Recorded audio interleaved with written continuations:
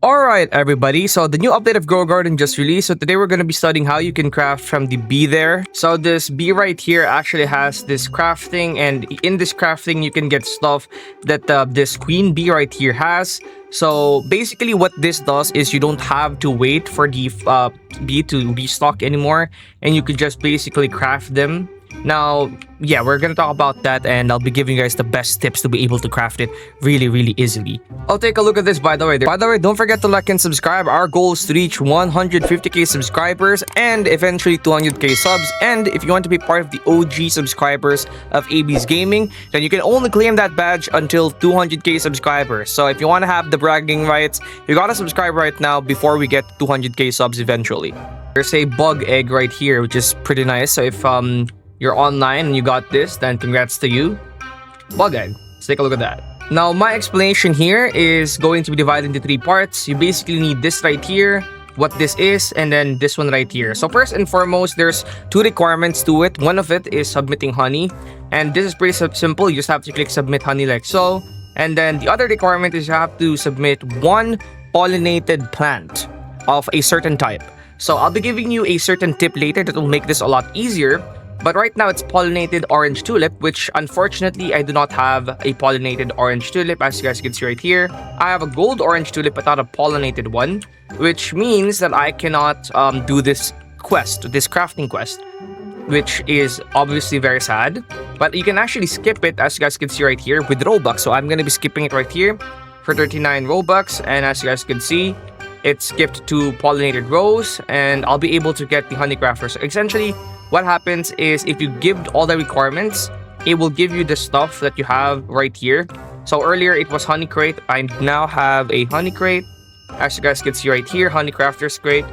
And then if I do the exact thing again, or if I do the requirement all over again, I'm going to be getting 2 nectar staff, which is pretty interesting. Alright, so I actually made a bit of a mistake on my first recording. So essentially how it works is very simple.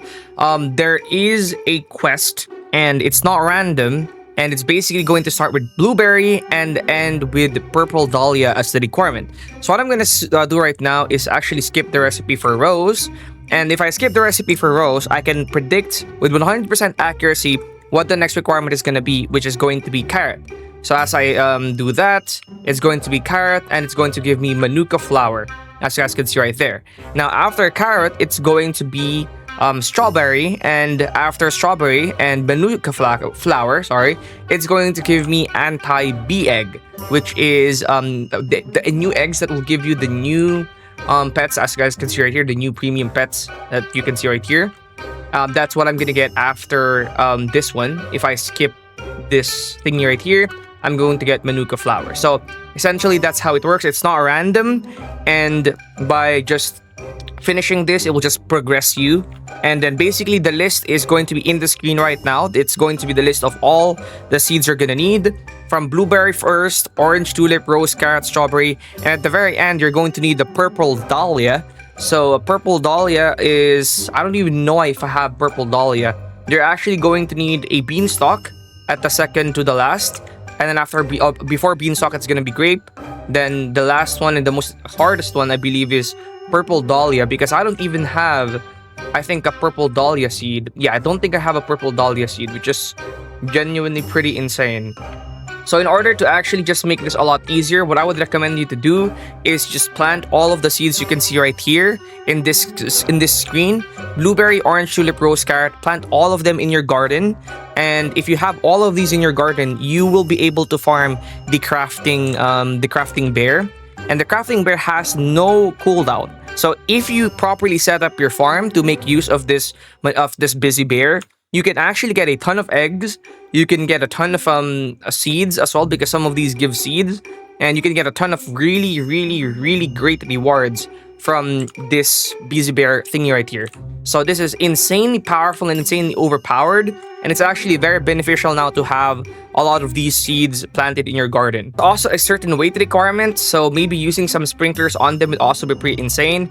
Right now I have blueberries, carrot, strawberries, orange tulips, and even some bamboos in the back right there. and even some apples right here because apples will be required.